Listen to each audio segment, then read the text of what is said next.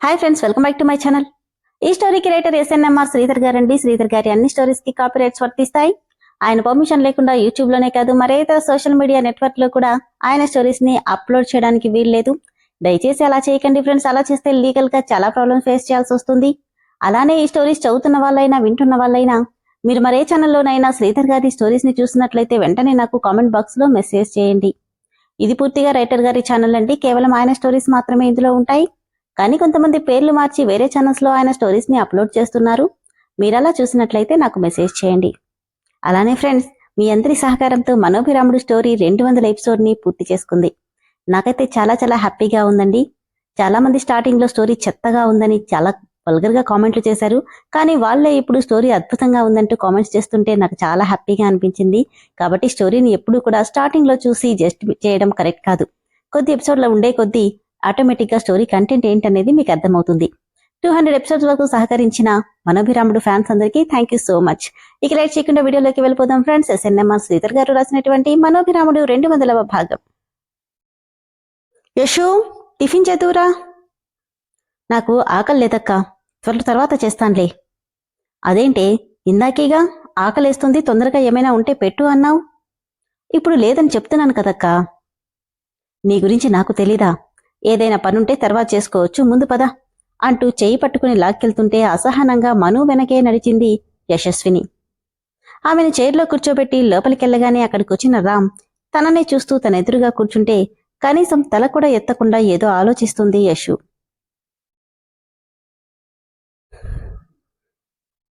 ప్రమోద్, నీకోసం పెసరట్లు బాక్సులో పెట్టాను, ఇద్దరూ సరదాగా మాట్లాడుతూ తినండి అంటూ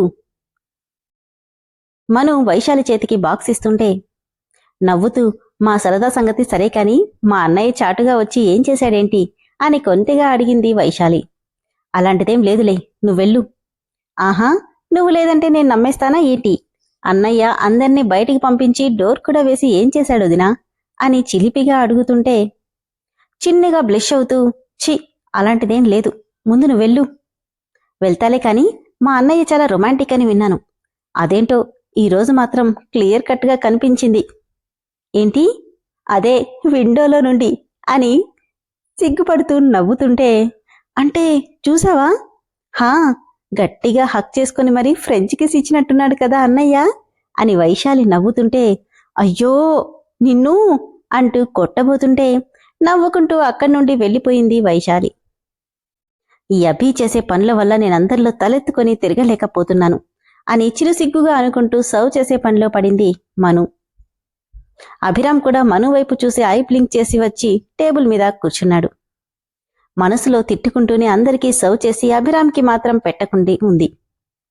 అదేంటే, అందరికీ పెట్టి నీ మొగుడికి మాత్రం పెట్టలేదేంటి అని అడిగింది అరుంధతమ్మ. ఏం లేదమ్మమ్మా, అక్కడే ఉన్నాయిగా, పెట్టుకుంటారులే, మీరు కానివ్వండి, మీ కొద్దిగా చట్నీ వేయినా అంటుంటే కోపంగా పళ్ళు బిగబట్టి నాకు చట్నీ కావాలి అన్నాడు అభిరామ్. మీ అన్నయ్యకి చట్నీ కావాలంట, ఇవ్వు రామ్ అని రామ్ చేతికిచ్చింది. ఇక్కడి నుండి అక్కడికి కూడా నడవలేవా నువ్వు? ఈజీ ప్రాసెస్ ఉందగా మళ్ళీ నేనెందుకు రావడం అంది మను. ఇదిగో అన్నయ్య, చట్నీ చాలా బాగుంది అంటుంటే, కావాలని నాకు దూరంగా ఉంటున్నావు కదా, ఈరోజు నా చేతిలో నువ్వైపోయావే అని మనసులో అనుకుంటున్నాడు అభిరామ్. కళ్ళు మాత్రం పైకెత్తి తన వైపు చూస్తూ, నేను చెప్పేది చేసే వరకు నేనిలానే ఉంటాను, ఈ రోజు నుండి నీ రూంలోకి కూడా రాను అని అనుకుంది మను. ఎప్పుడూ గలగలా మాట్లాడుతూ ఉండే యశు కనీసం తల కూడా ఎత్తకుండా టిఫిన్ చేస్తుండడం చూసి, యశు ఏమైందే, ఎప్పుడూ గలగలమంటూ మాట్లాడుతుండేదానివి, ఈరోజేంటి ఒక్క మాట కూడా మాట్లాడకుండా తింటున్నావు అని అడిగింది అరుంధతమ్మ. నవ్వి, ఏం లేదమ్మమ్మా, కొంచెం తలనొప్పిగా ఉంది. అలాగా మను, దానికేమైనా టాబ్లెట్ ఉంటే ఇవ్వవే, అదిలా సైలెంట్గా ఉంటే అస్సలు బాగలేదు అంటుంటే అందరూ సైలెంట్గా తింటున్న రామ్ చూపు మాత్రం తెలియకుండానే యశు వైపు వెళ్తుంది. ఛ రామ్, ఏంట్రా ఇలా మాట్లాడావు అని అనకుండా ఉండాల్సింది. పాపం తను బాగా హట్ అయినట్టుంది, ఇప్పుడేం చెయ్యాలి అనుకుంటున్నాడు రామ్. సాంబార్ కావాలి అని మనుని అభిరామ్ అడిగితే, అక్కడే ఉంది కదా, వేడిగా ఉంది, వచ్చి వెయ్యి. అందరి ముందు సీన్ చేయడం ఇష్టం లేక విసురుగా తన దగ్గరికి వెళ్లి పెసరట్తో పాటు అభి చేతి మీద కూడా కొద్దిగా సాంబార్ వేయగానే వేడికి మంట పుట్టి ఊదుకుంటూ ఎవ్వరూ చూడకుండా కావాలని చేస్తున్నావు కదా అని కోపంగా అడిగాడు అభిరామ్. అవును, అయితే ఏంటిప్పుడు? ఏంటో రాత్రికి చూద్దుగాని. ఇప్పుడు తప్పించుకున్నావు, అప్పుడు నా నుండి ఎలా తప్పించుకుంటావో చూస్తాను అంటూనే ఎవ్వరూ చూడకుండా తన నడుం మీద గట్టిగా గిల్లేశాడు. చిరుక్కుమన్న నొప్పికి ఆ అంటూ చిన్నగా కేకేసింది మను. ఏమైందమ్మా, అలా అరిచావేంటి? అది ఏం లేదమ్మమ్మా, ఏదో దోమ కుట్టినట్టుంది అంటూ అభిరామ్ని కోపంగా చూసి అక్కడి నుండి వెళ్ళిపోతుంటే వీళ్ళిద్దరినీ చాలాసేపటి నుండి గమనిస్తున్న గాయత్రి మనసులో ఏమైంది వీళ్ళకి, ఇలా ఉన్నారేంటి, ఏమైనా గొడవపడ్డారా అనుకుంటూ చేయి కడిగేసుకుని మను వెనకే వెళ్ళింది. బాల్కనీలో నిలబడి బయటికి చూస్తూ ఏదో ఆలోచిస్తున్న మనుకి గాయత్రి తన భుజం మీద చేయి వేయడంతో వెనక్కి తిరిగి చూసి, అత్తయ్య మీరా, మీరేంటిక్కడా, ఏమైనా కావాలా అని అడిగింది. నాకేం వద్దు కాని ఏమైంది మీ ఇద్దరికి? పొద్దున్నుండి చూస్తున్నాను, ఇద్దరూ ఎడముఖం పెడముఖంగా ఉన్నారు, ఏదైనా గొడవ? చచా, అలాంటిదేం లేదత్తయ్యా. మరి ప్రాబ్లం ఏంటి మను? నీకైతే అసలు కోపమే రాదు, అలాంటిది నువ్వే వాణ్ణి దూరం పెడుతున్నావంటే అర్థమేంటి అంటే మౌనంగా తలొంచుకుంది. ఏమైంది మను? ఆయన నా మీద ప్రేమ ఉంది అంటారత్తయ్య, కాని నేనేమైనా చెప్తే అస్సలు వినరు. ఇప్పుడు ఏ విషయంలో నీ మాట వినలేదు అంటే మౌనంగా ఉండిపోయింది. అడగకూడనిదేమైనా చేయమని అడిగి నిన్నిబ్బంది పెడుతున్నాడా అని తన మనసులో ఉన్నది అడిగేసింది గాయత్రి. చచచా, అలాంటిదేం లేదత్తయ్యా. మరింకేంటి? అత్తయ్య, మీ దగ్గర దాచడం నాకిష్టం లేదు. పెద్దత్తయ్య విషయంలో ఆయన బిహేవియర్ నాకు అసలు నచ్చట్లేదు. ఆవిడ ఎక్కడున్నారో కనుక్కోమని చెప్పాను అనగానే షాక్గా, ఏంటి? అవునత్తయ్య, పెద్దత్తయ్య తప్పు చేశారంటే నాకు నమ్మాలనిపించట్లేదు.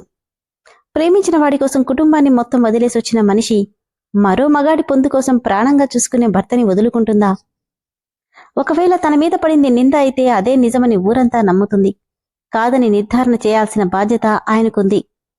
కాని ఆవిడ గురించి చెప్తే ఇంతెత్తు లేస్తున్నాడు. ఆవిడ తప్పు చేసిందో లేదో పక్కన పెడితే ఎంత కాదన్నా తను ఆయనకి కన్న తల్లి, కనీసం ఆ మమకారం కూడా ఆయనకి లేదు అని గాయత్రి వైపు తిరిగి, మీ మనసాక్షి మీద చెయ్యేసి మీరు చెప్పండత్తయ్యా, పెద్దత్తయ్య నిజంగానే తప్పు చేశారా అని అడిగింది మను.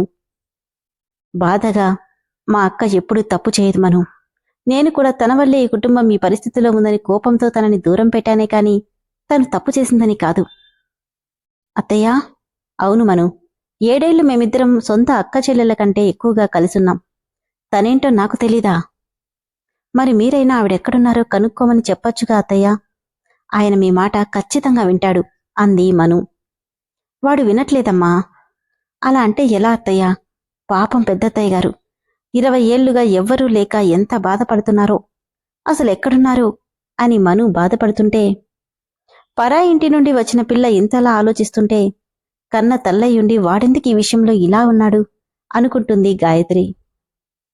అభిసార్ మేడంకి ఆఫీస్కి రాలేదు మేడం, ఆయన ఎక్కడికో వెళ్తున్నారు, ఎక్కడికి ఏంటి అనేది ట్రేస్ చేయలేకపోయాను అని తన మనుషులకి చెప్పిన మాటలు గుర్తురాగానే వర్క్ చేసుకుంటున్న అభి ఎదురుగా వెళ్లి సోఫాలో కూర్చొని సీరియస్గా తన వైపే చూస్తుంది గాయత్రి. ఏంటిమా, నాతో ఏమైనా మాట్లాడాలా అని అడిగాడు అభిరామ్. నిన్నొకటి అడగాలి అభి. అడుగుమా, నా దగ్గర పర్మిషన్ ఏంటి? ఒకే ఒక్క ప్రశ్న అడుగుతాను, నిజమడుగు చెప్తావా? ఏంటమ్మా అది? మీ అమ్మ తప్పు చేసిందని నువ్వు నమ్ముతున్నావా అనగానే చేస్తున్న పని ఆపి, మా నువ్వెందుకిప్పుడిదంతా? అభి చేతిని తన తల మీద పెట్టుకుని, నాకు నిజం కావాలభి. నేను నిన్ను కనకపోవచ్చు, కాని 20 ఏళ్లు పెంచాను. నువ్వేంటో నాకు తెలీదా? ఉన్నట్టుండి ఆఫీస్ వర్క్ అని చెప్పి ఎక్కడికో వెళ్తున్నావు. ఎక్కడికి వెళ్తున్నావు? నిన్ను 20 ఏళ్లు పెంచిన తల్లిగా అడుగుతున్నాను. నా మీద ఏమాత్రం గౌరవం ఉన్నా నిజం చెప్పు. ఒక్కో మాట కూడబలుక్కుంటూ మీ అమ్మని కలిశావా అని అడిగింది గాయత్రి. మరి అభి రియాక్షన్ ఏంటి? అదేంటో తదుపరి ఎపిసోడ్లో తెలుసుకోవాల్సిందే. విన్నారు కదా ఫ్రెండ్స్, స్టోరీ ఎంత బాగుందో కదా. మను వల్ల గాయత్రి కూడా అభిరామ్తో ఫేస్ టు ఫేస్ తన మనసులో ఉన్నది అడిగేసింది. మరి నిజంగానే అభిరామ్ వాళ్ళమ్మని కలిశాడా? ఎందుకు ఇన్ని రోజులుగా మౌనంగా ఉంటున్నాడు? ఏ రోజు కోసం వెయిట్ చేస్తున్నాడు? రామ్తో కూడా పదే పదే కొద్ది రోజులు ఆగు అంటున్నాడు. ఆ టైం లిమిట్ దేనికి? అదేంటో నెక్స్ట్ ఎపిసోడ్లో తెలుసుకుందాం. అలానే ఫ్రెండ్స్, స్టోరీ అయితే చాలా ఇంట్రెస్టింగ్గా ఉంది కదా. స్టోరీ నచ్చిన వాళ్ళు దయచేసి వెంటనే మెంబర్షిప్లో జాయిన్ అవ్వండి. 200 ఎపిసోడ్ కంప్లీట్ చేసుకున్న మనోభిరాముడు ఫ్యాన్స్ అందరికీ thank you so much friends.